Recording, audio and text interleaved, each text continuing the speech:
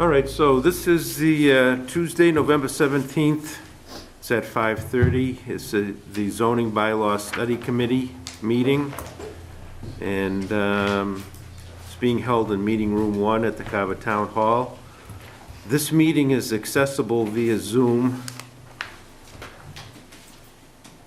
So we start, we have an update on the COVID guidance. Yeah, so just recently, the town's instituted a policy of all staff members and visitors wearing masks inside, except for in your own private office and you're by yourself. One of the things they do want to do is kind of limit, have a lot of people from outside of town hall come in and have a lot of meetings. So what I was going to suggest is we have a meeting scheduled for next week, and maybe cancel that meeting, plus give people a little bit more time to, what do you call it, quarantine before their holidays. So just put that out as a suggestion to the committee to see if they want to vote on that. But one of the things they do want to try to do is just minimize the number of meetings because, as we all know, the cases are increasing, and we just don't want to get anyone. Apologize.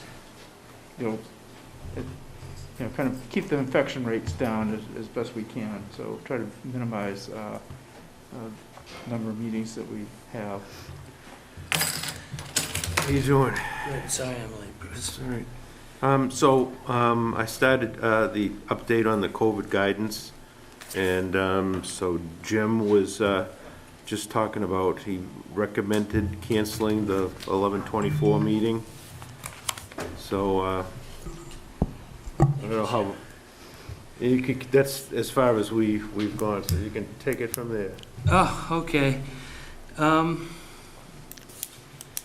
on COVID guidance? I recommend we cancel the meeting of November 24th. Sorry? I make a motion that we cancel the meeting of November 24th. Excellent. Is the motion on the table?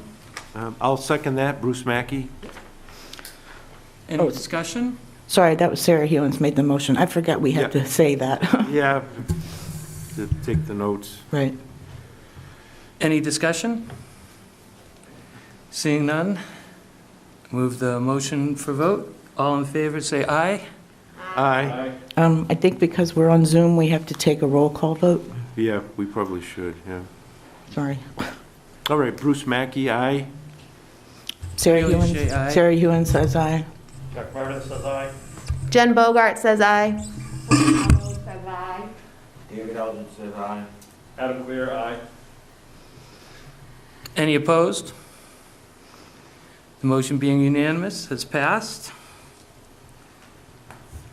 We will be canceling the meeting on 11/24.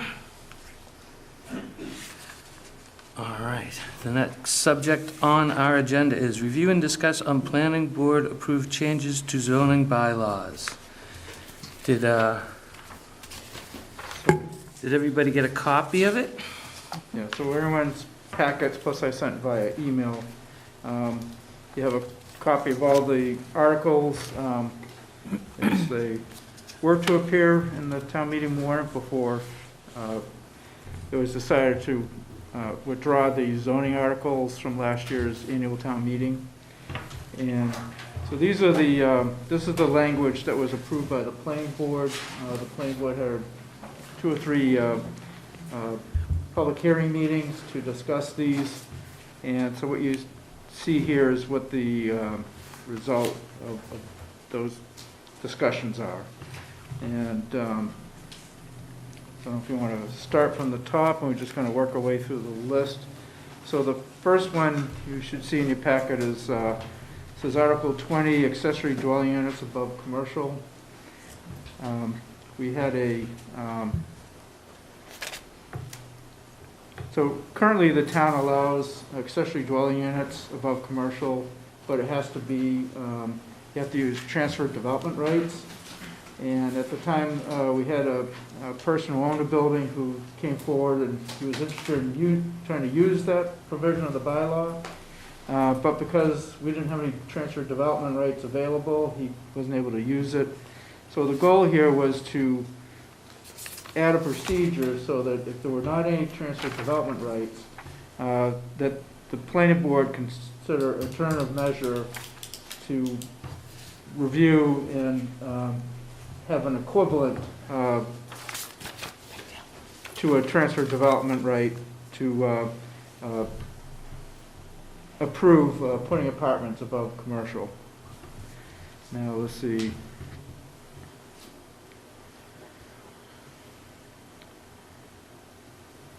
And so the goal was to try to look out and create an evaluation somewhere. So say what they would, buy a piece of open space land and then present that to the board as an option to transfer development rights in order to build the accessory units. And I believe the total, the maximum you can do is for 15 units. So that was to address a lot of the commercial strip buildings in town where the upper floors were vacant and, some of the buildings did have tenants and others had, vacancies. So originally that's why the bylaw was put into the, was adopted by the town. So just want to open up to any questions anyone might have. Thoughts? For myself, reading this, alternative measures, at its sole discretion, alternative measures. I mean, there's no kind of guidelines of can we take money in lieu of transfer of development rights. I think there needs to be some kind of qualifying criteria versus just leaving it open. Mm-hmm. Okay. Is that increasing the density of the building in town without, what are we getting in return? I mean, it's more density and the use is there, but what type of use are we getting? I mean, for the town, what's the benefit to the town? So one of the things the town needs is affordable housing, according to our master plan and, many people to talk to. So the idea was to allow these upper floor spaces be approved for apartments to help increase, the amount of quote-unquote affordable housing in town. But there's nothing in here to qualify it as affordable. But that's what I'm saying, that just says that we can, the planning board, if there's no transfer of development rights available, that the planning board can say, well, sure. I mean, they can say that a guy A, sure, give us $50. They can say to guy B, no, we want 150 from you, or C, we want this. I mean, going to the affordable houses, I guess what would lead me to ask some questions that I did some research and read some stuff from the town of Carver housing production plan from 2007. It's a pretty interesting thing if we're talking about what we're doing right now. How many, I guess at some future meeting, I would like to come back and see how much total money the CPC funds have brought in and how much since 2007 of that money's been directed to raising the affordable house units in this town. Because I know when I went through this, that in 2007, Sarah probably knows more than I do because she was on this committee. At that time, there was 4,063 year-round houses in that units, and that's what is predicated by figuring out if you got 10%. Carver had 118 affordable units at that time at 2.9%, meaning we'd have to come up 7%. Now, when I read this, I look at it and it says if a person puts in 60 units and puts down 10%, and tell me if I'm wrong, they put 10% of that in, at the end of that project, we get 60 units in our town that we're responsible for, 6 of them affordable, but are we still at break even? We've done nothing to catch up to where we need to be at that 10%. Yeah. My understanding is if the town makes affordable housing, that it's mandatory that 50% of those units of a town project on town land has to be affordable. To me, then you're starting to gain 40% Yeah. units back into your bank. I mean, this whole thing should be, if the town really wants to direct its building and how they want this town to look, they need to get and work kind of hard to get to that 10%. 10% shouldn't be all new construction. I mean, there's other ways that CPC funds could be allocated out or used or bylaws changed in order to be able to increase the amount of units in this town that we need. I don't know how many year-round units we have in this town today, and I don't know how many are in the affordable bank, whatever they call it at this time. I mean, this even in 7 years is pretty outdated, but my understanding from reading this, they said that the projections of this house, of this town, that the population will grow about 21,000 people and equates to about 7,900 new units. Now, if you put 7,900 new units in this town, which they said required 138 new roads to be built to this town to accommodate that, we still have Route 58 going from north to south. Maybe we can go east and west or side to side a little bit with those roads, but what's the infrastructure? I know this report indicates they said, well, let's get public transportation and all that other stuff up and running. What's that report referring to again? Huh? What's the name of the report? Carver Housing Production Plan, And what Yeah. year was that from? 2007. 2007. Mr. Chair, if I may, at this point. So, when Serped, our planning agency, did our build-out, which I think came after that plan was written, they said the build-out was 32,000 people and 124 more miles of road, which is, I mean, that just blows me away when I think about it. And I think you're right about the affordable housing percentage. It may have gone up slightly, but we're still kind of at that same, for every 60 units, 6 of them are affordable, and that's great, but it's not really getting us anywhere. One of the things I wanted to point out about this is I'm just curious why we're suggesting allowing transfer of development rights for these accessory apartments, since transfer of development rights isn't working at all right now. So I don't know how that's much of an incentive, actually. And I remember on the last master plan committee, we talked about maybe having a tax incentive for the people who own these stores and commercial buildings, because it's been on the books now for quite a few years. I can't remember when it first went in, but nobody's doing it. I believe, if I'm not mistaken, Jim, maybe you can correct me, that all accessory dwellings over retail businesses has to be done through TDRs. Is that correct? That is the current bylaw that's on the book. Well, that wasn't the original bylaw. So I guess I'm bringing that up too, because TDRs aren't working in general. I don't know why we would expect them to work for these. I mean, it would be great if they did. It's not a critique.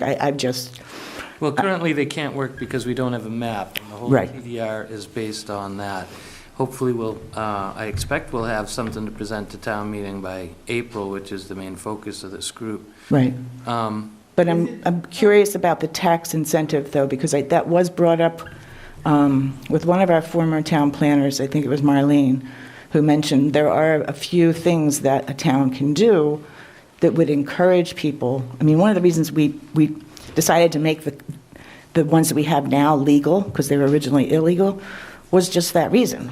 Let's let these people be legal, but let's try to find a way to encourage, because there's lots of above storefront area space, and nobody's using it. I agree. I'd I like to guess see. my question is, why does TDRs have to be tied in to accessory units over retail space? I think, to Sarah's point, it was 800 square feet at one time, and I think they're looking to move that to 1,000, but why is TDRs written into that at all? So, We can satisfy that retail need to get more income without talking TDRs. mhm. So, just, so that's just kind of on the books, that was history, so that was before my time.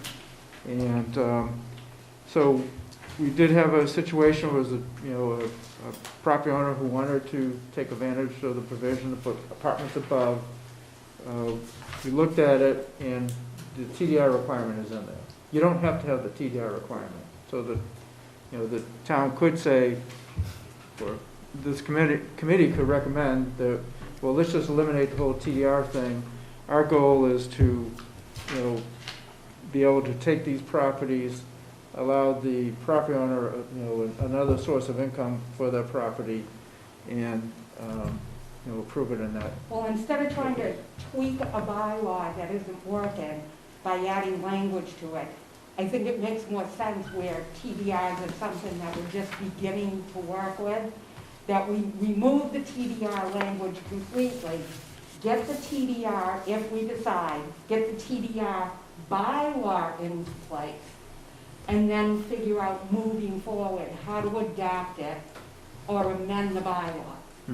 Well, some of the issues, and this is just for discussion that I have with that, is because most of our TDRs are directed towards town and village centers, we're going to be eliminating a lot of the possibilities for us to save outlying land by taking the TDR requirement out of it.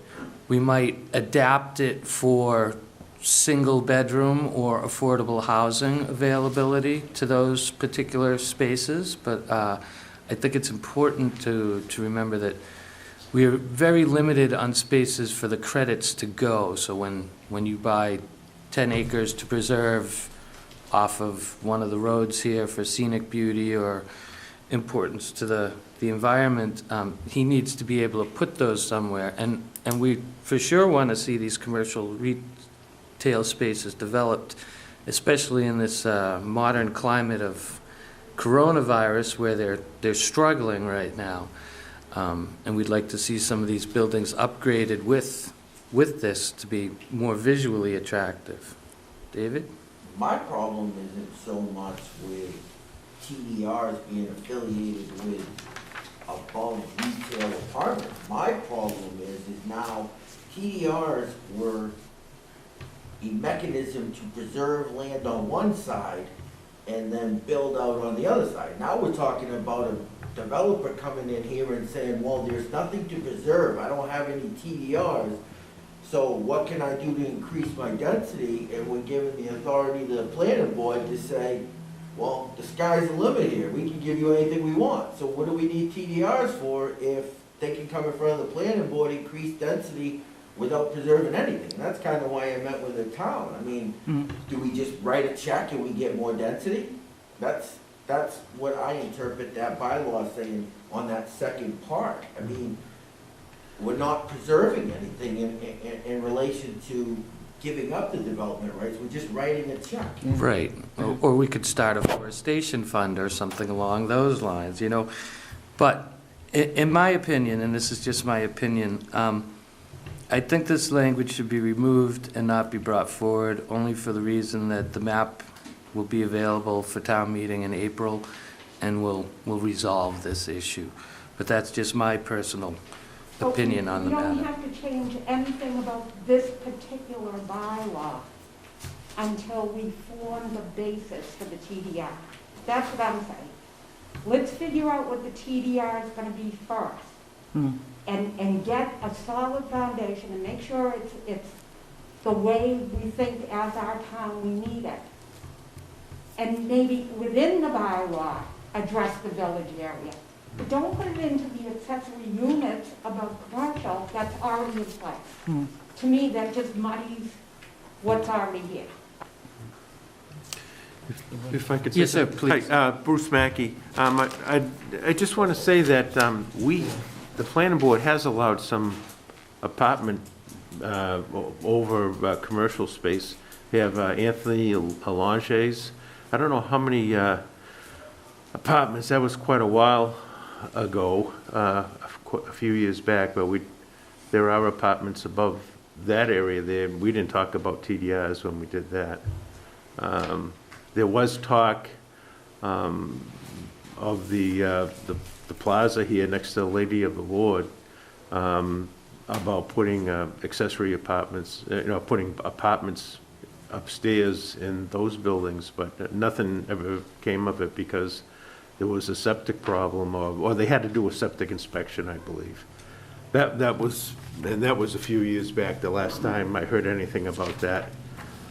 So, apartments have been allowed over commercial space before. Okay. So just looking at the bylaw, when we had someone coming in and asking about it, it explicitly said TDR, you need TDR credits in order to do that. Yeah. So, if that's a desire of the town, then that maybe should just be removed and then thought about in relationship to transfer development rights,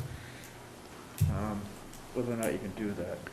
Well, Mr. Chair, Yes. if I may, I think, and do correct me if I'm wrong, but weren't you getting at the fact that you don't have a problem with someone using transfer of development rights once we get the map, right, for this? But right now, it says, well, but if there aren't any TDRs, they can just do whatever, and the planning board can just, let them. Right. That's the part I don't I have like. issues with that. Yeah. Yes, absolutely. It's given them sole discretion over it, 5 people over the will of the town. Seems very, very hard. That's why I would personally just remove this language, push forward the map, and come to it. If we were to do anything on this, it might be tweaking it to add certain other single-use, owner-occupied, or affordable housing units in there. Mhm. But I think this sounds too much like quid pro quo, something, Yeah, Yeah. it does. And excuse me. Thank you. Warren Tripp. In regards to this bylaw, what's interesting about it is it creates a loophole to get out from under the TDR bylaw in that it takes the ability of the planning board and the proponent to be able to go and buy a piece of property, put restrictions on it, or compensate the town in some way that would be equal to the amount of TDRs that you would transfer into town to do that. What's interesting about this is that it basically bypasses the bylaw itself and doesn't, you're exactly right, it doesn't create a guarantee of preservation outside of the village district, but it increases the potential density. So I agree, I think that your TDR bylaw, it's not really that broken. You actually have one of the most sophisticated TDR bylaws in the country. It's just that you have a couple of little snags that need to be smoothed up. And what it does is it helps preserve open space in the rural areas and allow you to use these ancillary apartments as development units. Instead of scattering over them over 2-acre, 3-acre lots, you're putting them above the existing commercial space and creating, which is the trend right now, mixed-use commercial, which is a fantastic way to maximize tax revenue for a community and minimize your cost of services. So the TDR bylaw, if you bypass that by changing this language in there, you get rid of something that was amazingly beneficial because you're saving massive amounts of land and using very little to put that development on. So I agree. I think that this should sit aside until you resolve the issues with the TDR bylaw itself, which is really the issue of the map. Whether there needs to be a map or not, I suggest that there doesn't need to be a map. Because if you look at section 2722 all the way to 2757, every section of that is criteria that you have to meet to allow for either a sending or receiving area, criteria for what qualifies. Thank you, Mr. Tripp. Yes, we're trying to quantify that right now, and that's what we're trying to do here, and we're working. And I think the map is one of the most valuable resources that not only the town will have, but the developers and individuals will have to move forward with the TDRs. I think, this is probably getting ahead of it, but when I look at one of the things that is hard when I read some of these bylaws, they say units, and I don't know what the definition of a unit is, because when, again, in this housing production plan, they talk about a minimum 4 units per acre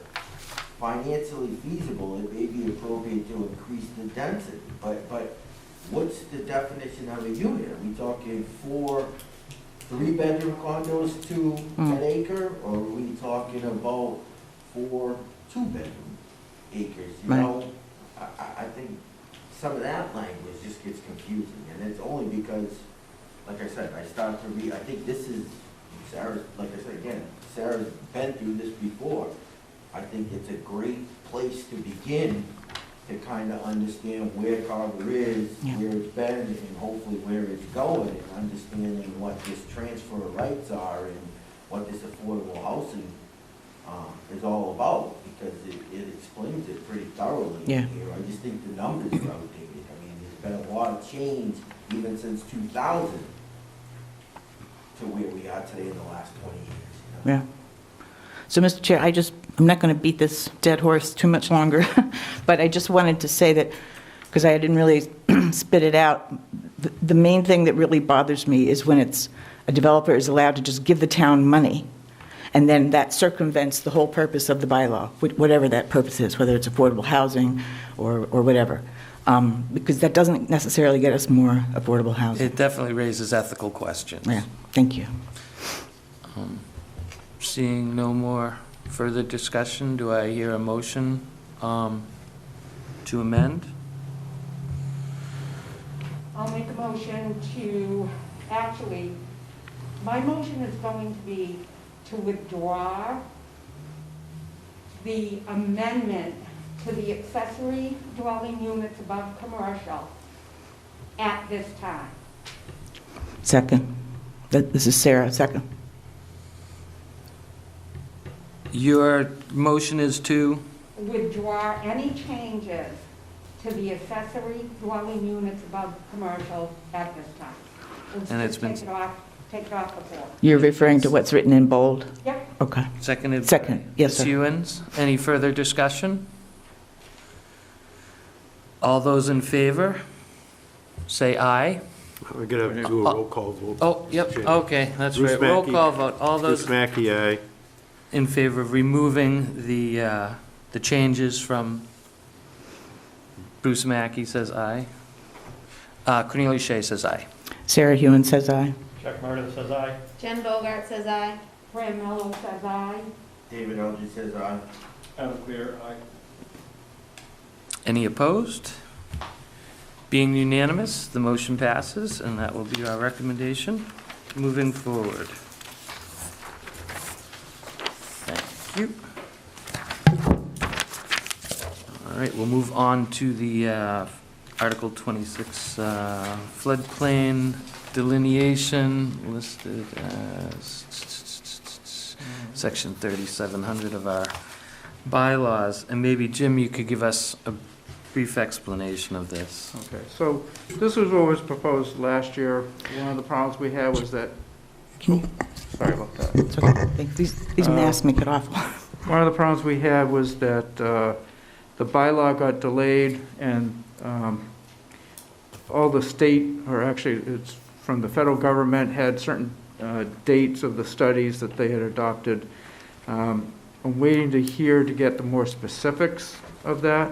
But once I get that, I can update this it's more or less a boilerplate, and we're just plugging in the new maps and then the new studies that they referenced. Because this is from 2012, and then we're updating it because we've been working on this for the past year and a half, I believe. Right, so we've just been waiting to come back.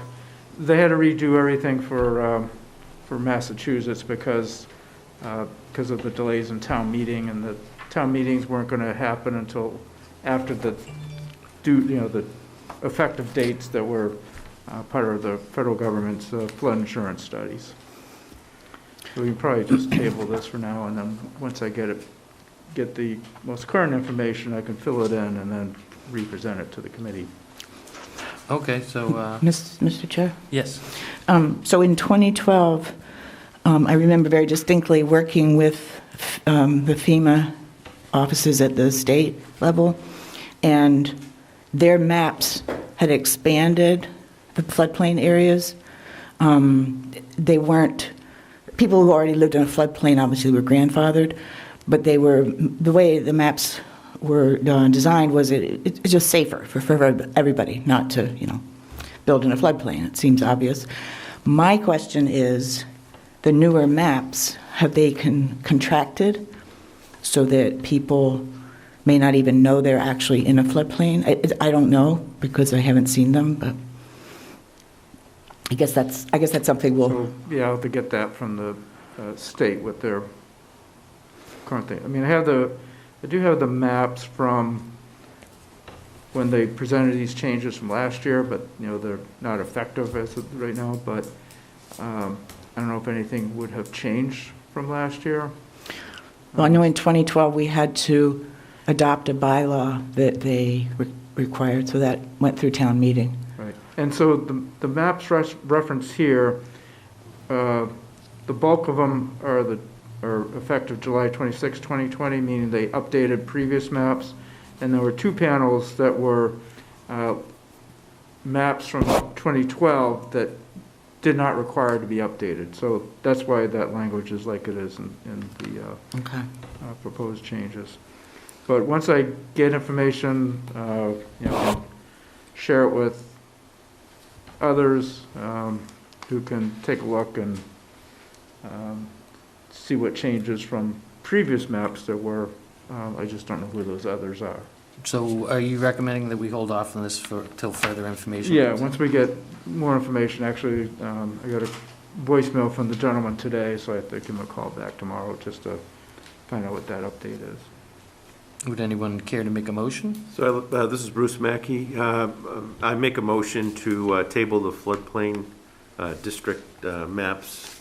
Sarah Hewens, second. Open for discussion? Seeing none? Roll call vote? Bruce Mackey, aye. Cornelia Shea, aye. Sarah Hewens, aye. Jack Meredith, aye. Jen Bogart, aye. Fran Mello, aye. David Eldridge, aye. Adam Clear, aye. Unanimous. The motion passes. This will be tabled till we get a little further information. All right, we're moving on to 3B, Mr. Chair.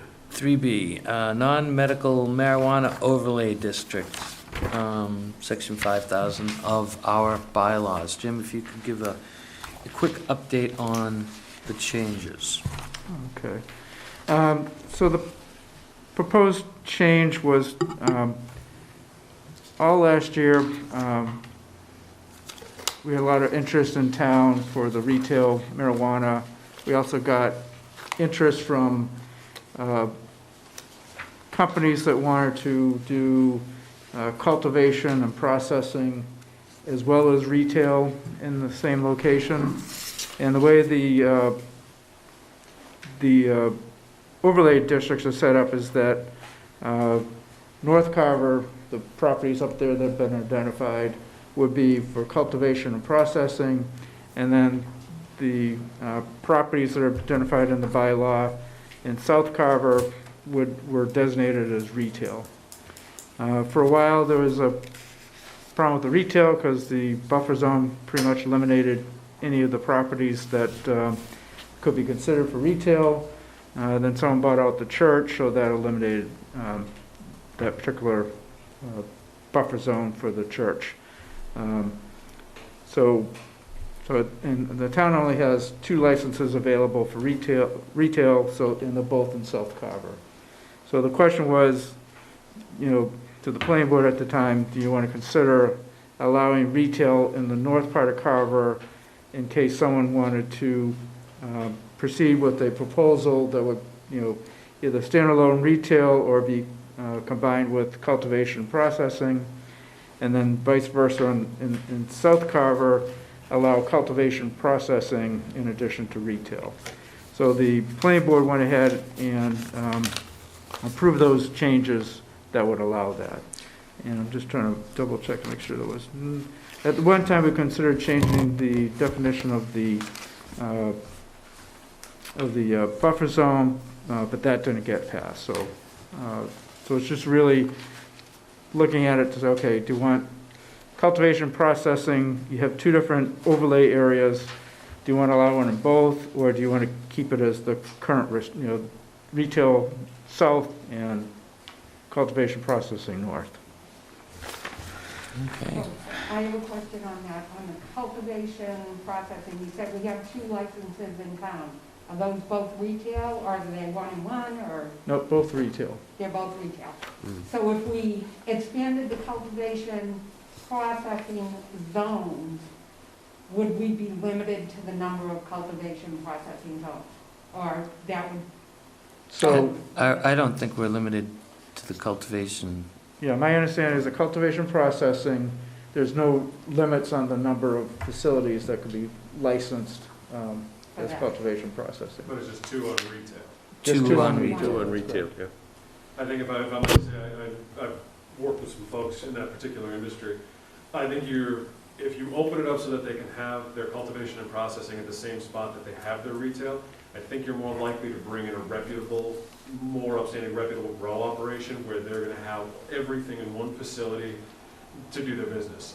If you say that, no, you can't do any of your processing, you can't do your cultivation, you can just sell here, that's more likely to bring in people that you have no idea where they're bringing their product in from. Personally, I'd much rather, if you're gonna have a facility like that, allow the business to do it all in one place, regulate it in one place, keep an eye on it in one place, and bring the tax revenue in from that one location. So I think it makes way more sense to allow them to do everything in one spot.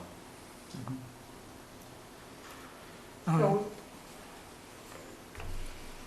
I still have a question as to how many processing, and I don't know what they are, so how many processing units would be allowed in town outside of retail, which you said basically as many as people wanted to put in, and what are the zoning bylaws around them? Do they have to be in a, like, business zone? Do they have to be out of residential? So in your packet, you'll see in there, it kind of outlays the overlay zone, but it does it by listing the map and lot number. That doesn't help me. And then, well, fortunately, Craig Schaff, our assessor, was looking into, because we now have an application for retail, so he was looking at, the taxes and how to account for that revenue. So he produced these maps for us. So this one right here, this is the Green. cultivation and processing zoning area. And that's the green business zone, correct? The green business That's, zone? Oh, yes, the Green Business Park. Yeah. yes, it is. And then there's another one that shows all the parcels where you can allow cultivation and processing. And that's all Front commercial. half. But that's current, that's not, is that under the current bylaw? So this is the current bylaw where you can do these particular uses. Could we get a map with same thing, but only if we change the bylaw? So if you change the bylaw where we allow retail in either overlay district, Yep, or you allow cultivation processing in either district, overlay district, it'd be the same just, thing. just the same thing. Because Thank you. basically, the changes in the bylaws are just going to remove the retail and cultivation and make it the marijuana district, or so rather than have a separate retail and cultivation, we're going to merge them so they can do it in Either either one. one. Are there any parcels that are within those districts that are similar to the church? Because I think that church should have never been included in the original marijuana parcel where they were able to negotiate, block one person from buying and giving themselves exclusive rights to negotiate with a marijuana distributor because they were a church and they were the block, and then turn around and have exclusive rights to sell. You either buy us or you ain't coming, kind of thing. I don't think that was too fair. So in order to not repeat something like that, the parcels that are identified in the 2 areas now, is there a situation that would repeat that, or? So I know in the south area, because that's, so the church was been impediment, and now that's gone. There was a child care center where the barbecue place is. I apologize, just for my clarification, which church location are we talking about? This is, I can't remember. It was Is name the of one right church. on 58, just down from the north gas Yes. station? Yep. Down by That's the always it. cement plant, yep. So, yeah. And so those were the two because of the facilities that 500 would have created a 500-foot buffer to prevent that from happening. So But my I just think understanding, those types of businesses should come out of the district. And if they end up selling that property and a new use wants to come in, then they can go in front of a board and ask to come into that district. But I think they should be eliminated for that purpose in that district, because if they have the right to restrict the use within the district, then they shouldn't be able to be in the district, they should be outside the district. so the way the state has it set up is that, collect my thoughts here. Now, the state doesn't require it for the church. It wasn't Right, so required, the- it was, we so- added that as a town onto the bylaw, so that Right, was, so the buffer zone that the town has is more stringent than what the state has. So the state is only K through 12, public or private schools. Where the town also includes childcare centers, I think also includes playgrounds. It took on the definition of what was under the previous medical marijuana definition. But Duke, I want to point out that that church, because I sat on a hearing in regards to that church did not stop the retail location from going into the district. They stopped the retail location from going where they wanted to go But that's, because it was within the 500 but they foot stopped the marijuana person from contracting with another buyer using their right to block it. Then they turned around and said, if you want to be down here, then you deal with Well, us. they sold their land to them and they But had the that's right to do exclusive that. negotiation based on them being in that Okay. district. They should have never That's- been in there. that's a little outside the conversation here. Oh, I don't think so, No, I don't because think I it think is. that it could repeat itself. Well, it was an existing structure at the time, and It's free it commerce. had to be, But it was Yeah. covered by a religious, No, it was covered by a town's bylaw. it was covered, it wasn't, I don't think our bylaw specifically mentioned church, did it? It mentioned childcare centers, and I think it was I think it was, I think Sure. it does mention was I it think it was I church? think it church. did mention church. yeah. There seems to be a little problem with separation of, please, Bruce. Hi, Bruce Mackey. I'd just like to say, I guess, to me, this whole thing looks like, do you want two retail stores in South Carver side by side, or do you want one in North Carver and one in South Carver? Now, you can talk about what happened down in South Carver, but it happened. And when we did the zone there, the overlay district, we talked about, there were people that talked about that zone being very restrictive. But the planning board didn't make it a big area. They kind of limited it down so that it wouldn't affect some of the residents that were living there. So it turned out what it turned out to be. But if we are going to have two facilities here, it doesn't really make sense to me to have both down in South Carver. It seems like you should have one up in North Carver. and I would say combined as well. I mean, from what Adam said, I would agree that allow it to be combined. Yeah, the only reason, I worked with Stephen, our last planner, on this, and the planning board, and his thoughts were to try to put a lot of the manufacturing and stuff up by the well in North Carver. And so he thought that if we had the facilities, retail facilities, they really wouldn't be using the water, they could just use a regular well like everybody else does. But for a retail store, that really doesn't make that much difference, because they're just gonna, unless the water line runs in front of the property and they would have to connect, that's not a big deal.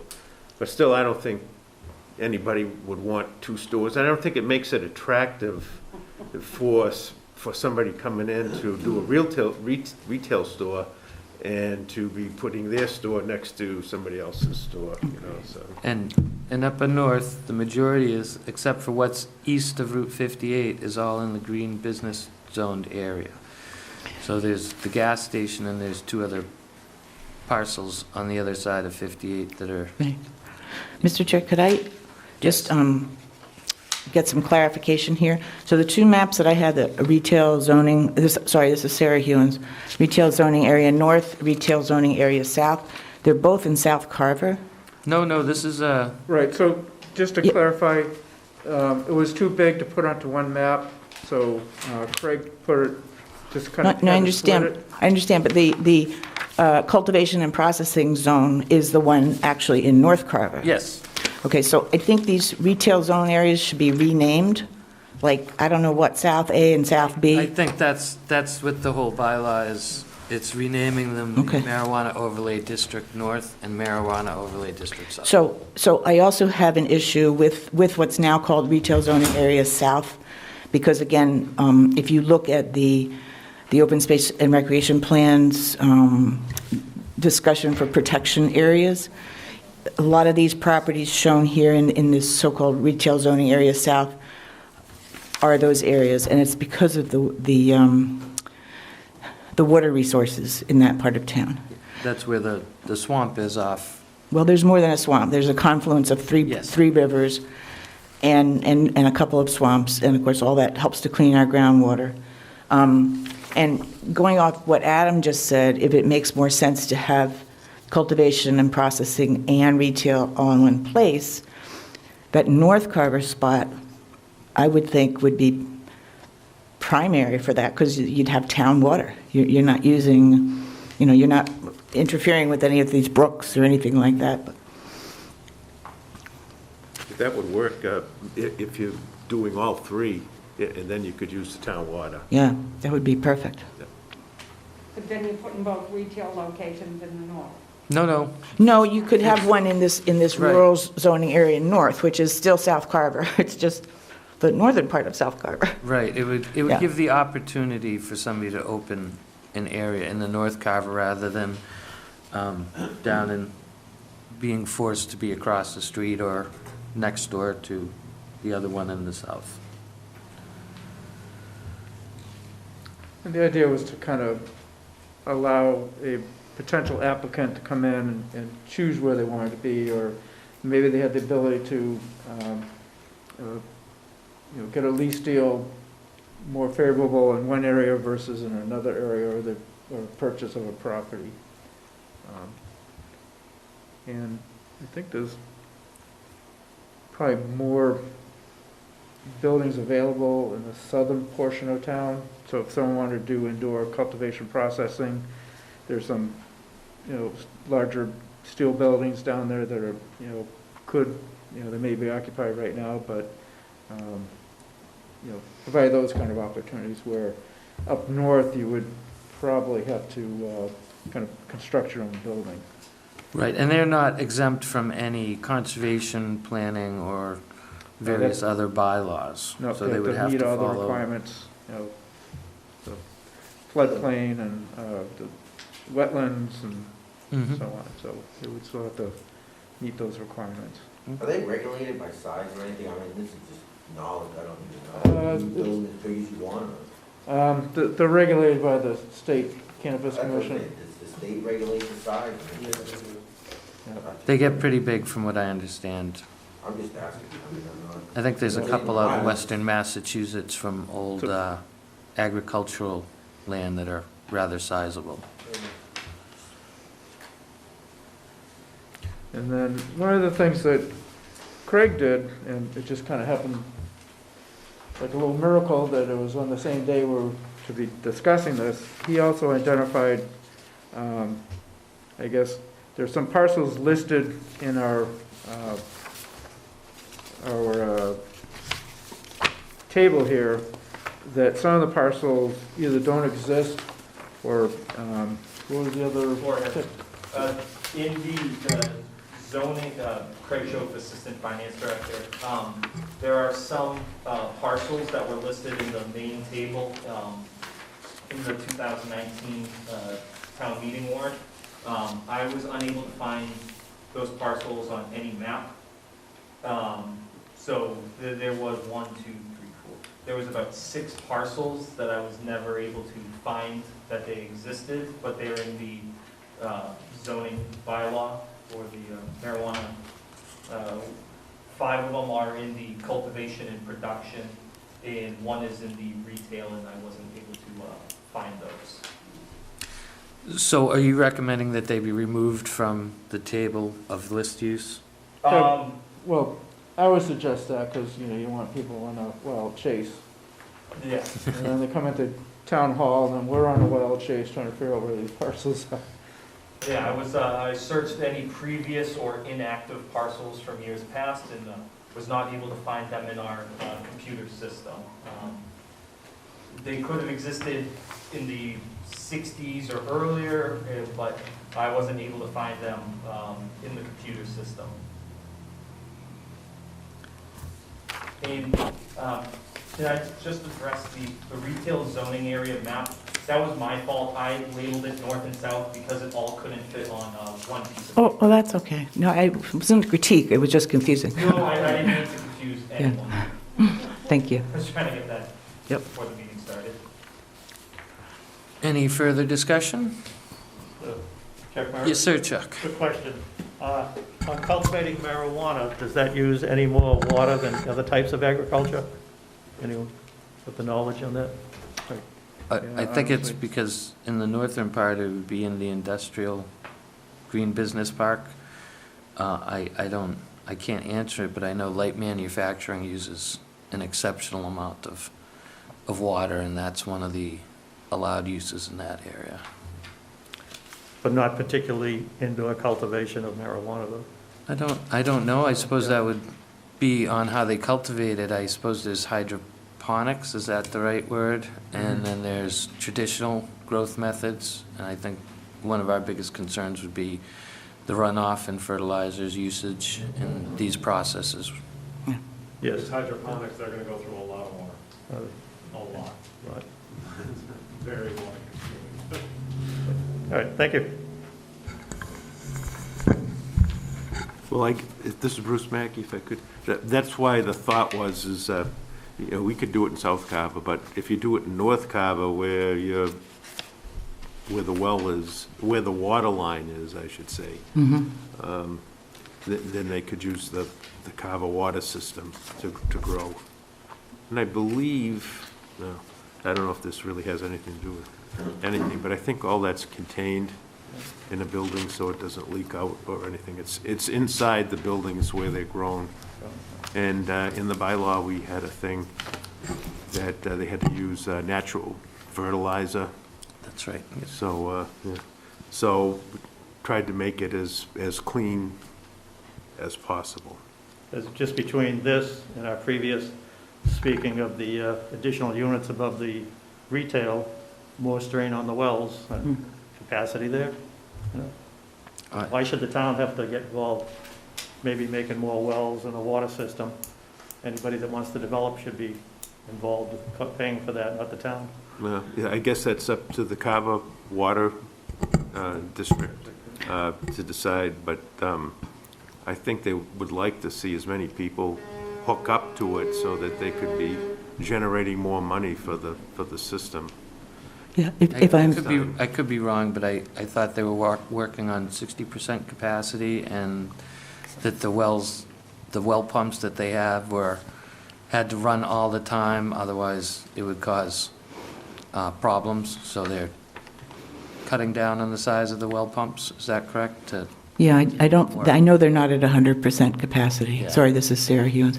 And if I may, Mr. Chair, I think what you said, Chuck, is to my point about putting the part of the growing process up in North Carver so that they would hook up to the town water and not stress all the water resources that are down south. I think I agree with you there. Mr. Chair, not to be rude, but I'm going to have to leave soon, and if you guys are going to continue, other people may have to leave too, so could we just do the minutes out of order? Well, Do you can we want- take a motion on this while the discussion's okay. on the Sorry. table? Yeah. I'll make a motion to recommend Article 21 as written, Without the parcels as... except for, did we come up with the parcels that we wanted to? So what I'll do, looks like it's map 25, parcel 4, map 25, parcel 4A, map 25, parcel 4B, map 25, parcel 4C, and map 25, parcel 5.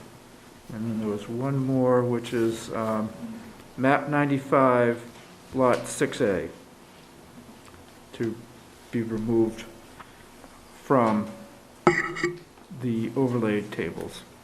Okay. All right, so, okay, so I made a motion to recommend Article 21 as written, with the exception of the parcels to be taken out as Jim just stated. Do I hear a second? I'll second. Roll call vote. All those in favor? So we have, okay, motion second. Bruce Mackey, yes. Cornelius Shea, yes. Sarah Hewens, aye. Chuck Meredith abstain. Jen Bogart, aye. Fran Mello, aye. David Elkins, aye. Adam Clear, aye. One abstention. Okay, so everyone else. So are we making any motions tonight to remove any of these parcels in the retail zoning area south? Aye. Or can that be for a future discussion? Did we just have the, We just did. did we just, I- you're asking about removing? No, I thought we were voting on removing the ones that Craig mentioned. Yes, those are We the did. ones that do not exist. Yeah, Correct. but I would like to address that because I know there's a lot of concerns with those, a Yeah. couple of those properties. Well, yeah, a couple of those properties down there. Yeah, it's more than one, I mean, it's not spot zoning, it's a whole bunch of them in that area. So, yeah, there's some concern. Mr. Chairman, I do apologize, but I gotta... Yes, so, I'm sorry, I just wanted to get up late. can we can take the, thank you, Adam. I know you have to leave too, Sarah, And Jen? and Jen, yes. Yeah, what did I? Anybody else? So let's take the minutes out of order. What do we get, that. Floodplain district. All right. You ready? I'll make a motion to approve the minutes of 10/6/2020. I just wanted to say that, small, my name's spelled incorrectly, it's Mello. That's it.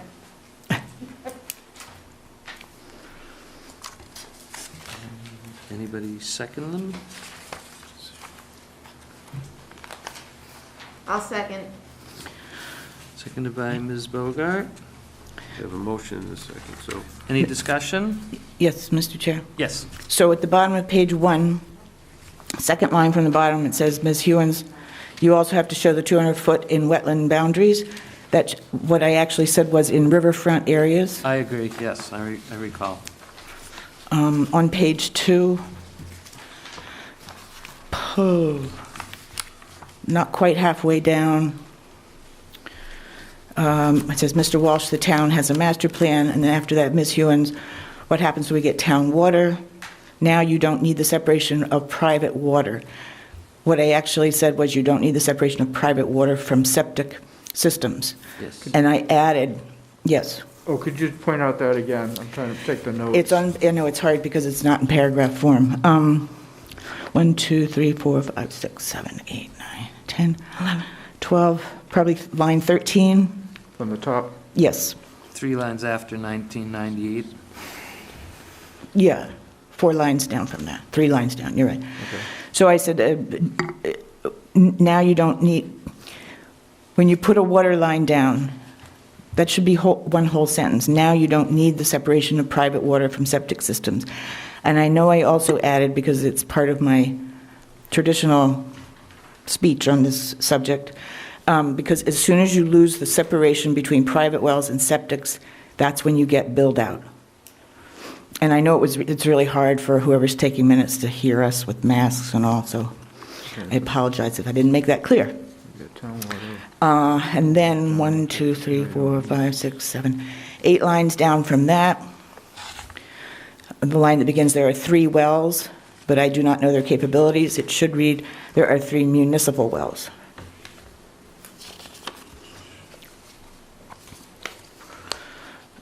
Page 3, 3 lines up from the bottom of that first paragraph. It says the open space for recreation plan. That should read, but in the open space and recreation plan for that same area.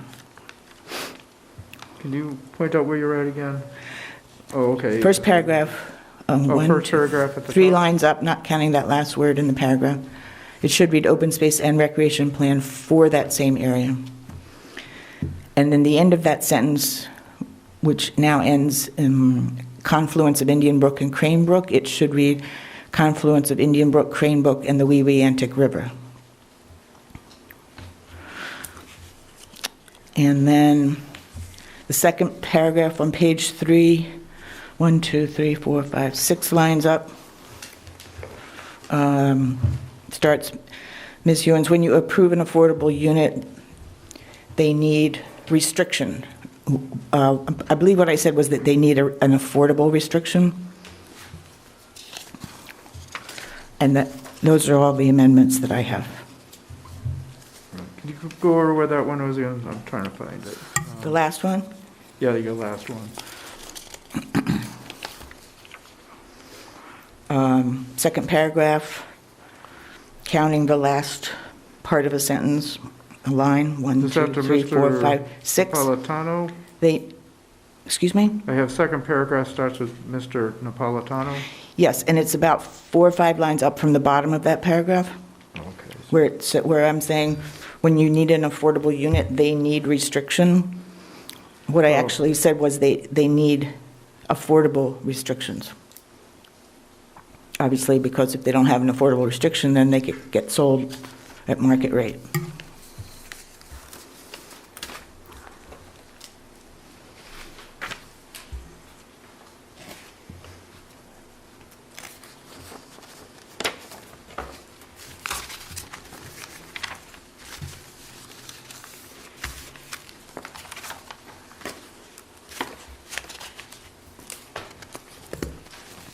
Did we have a second on that? So we Or have are motion by Bruce Mackey, second by Jen Bogart. Okay. And, Yes. I just have I'm just looking at my phone, so maybe it's different on the hard copy, so that's my bad. But I'm seeing October 27th, a meeting, Carver Town Hall. I'm pretty sure we were at the library Oh, that's a good point. on October 27th. We were. okay. So, Mr. Chair, shouldn't that be a motion to amend? Yeah. So, so I did a motion to approve the minutes of 10/6/2020 with the additions as noted by Sarah Hewens and Jim Bogart.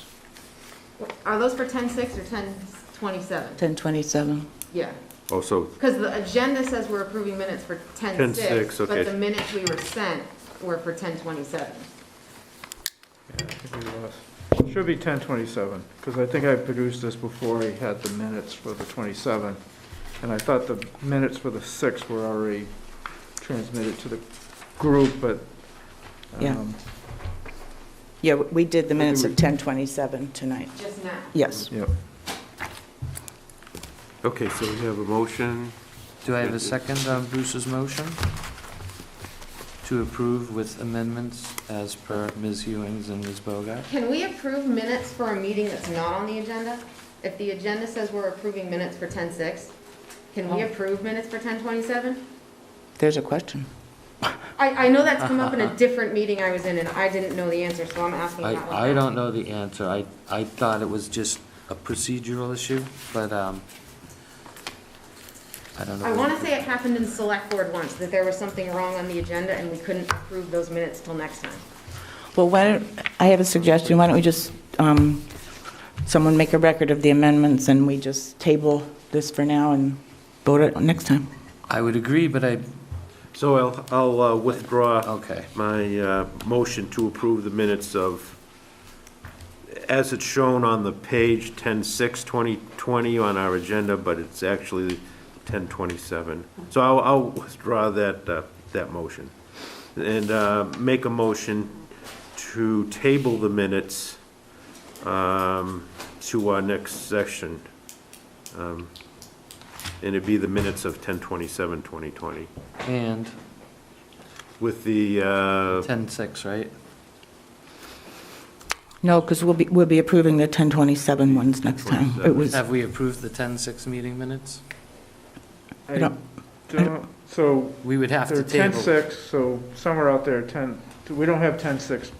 I thought they're already distributed to the group, so So really, our motion is to table the approval of the minutes from 10-6, and we're not even taking 10-27 into consideration. Is that correct?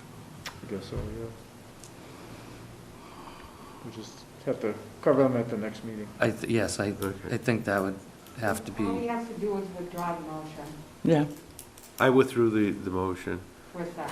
and so I don't know if you want to take a vote to table the Yes. minutes. No. Okay. No. That's fine. It's confusing, that's for sure. I would Could I entertain just a find out what motion. is the date of our next meeting? So the committee voted not to have a meeting on 11/24, so then the next meeting date is 12/1. Thank you. And is that a Tuesday? That should be a Tuesday. Yep. Is there any chance we could make it not on a Tuesday? We had individuals who commented that Wednesdays and Thursdays were difficult because of scout meetings. What about Mondays? I understand because Tuesdays are a busy night. So we, it's up to the committee to, Well, I would have to, I mean, aside, after 12-1, I could understand, but is changing the 12-1 meeting going to be a difficult issue for you with the, no, we have nothing scheduled. I mean, no scheduling done yet in terms of getting Area 58 or getting a meeting room. So if it was decided to do Monday, we could potentially do Monday. One other layer, is zoning going to be doing any Monday meetings I'm coming up? going to a zoning after that. Right so after this? Monday's are fine. Yeah. Mondays are good. can we entertain a motion to change the No, date? because I don't think it was on the agenda, Because it's not on the agenda. you know? But Maybe we can include it. Maybe the planner could sort of ask everybody what date, if that works for everybody on the committee Yeah. for the next meeting or something. You could send an email like you did at the beginning, Yeah, Mhm. and just don't reply, oh. yeah.